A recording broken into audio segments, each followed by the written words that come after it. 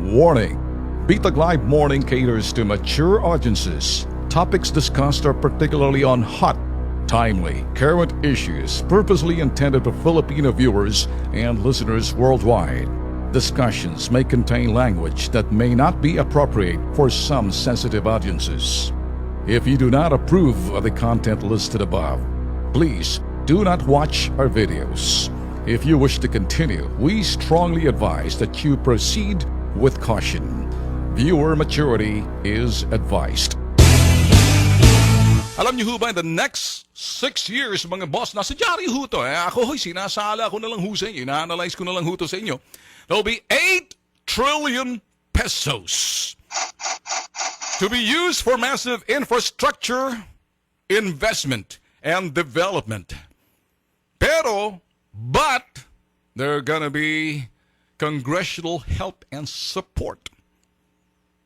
But the big question, kung may support, the big question kung susuportahan man ng Kongreso, will we be able to raise enough money to sustain sa pamamagitan ng sinasabing buwis? Kaya nga ho, itong sinasabi ho natin, tax reform will be the test. Ito ho will be the test of political will nitong Duterte's administration, and they must take care.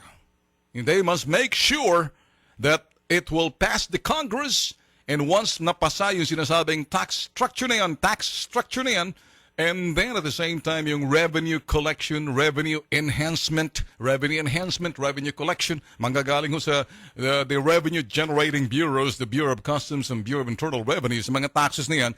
Alam ko kasi magiging, although the taxes para doon sa mga low income, maganda, pero magtitiis ho tayo, we need to sacrifice to attain para may sakatuparan ho yung sinasabing the golden years of infrastructure na mangyayari ho rito sa termino ho ni Duterte. So, kaya nga ho, sinasabi ho natin dito, the possible impact, itong 2018, makikita ho natin, we will see and we will feel the impact of that sinasabi ho natin tax kung mapapasa sa Kongreso at makikipagtulungan yung sinasabing kongresista sa Senado. At marami ho mga bagay na pag-usapan natin mamaya ng konti, no? Para doon sa sinasabi ho nating adjustment period. Kasi pag pinatupad ho to, may marami ho mga ipaplansyahin pa rin eh. Of course, there will be some adjustment period pagdating ho na how yung absorptive capacity, yun hong kapasidad na i-absorb ng sinasabi nating ng itong administrasyon ng Digong kung paano implementa, patupad yung sinasabing infrastructure na yan, there will be some adjustment. So medyo dyan titiis-tiis to tayo.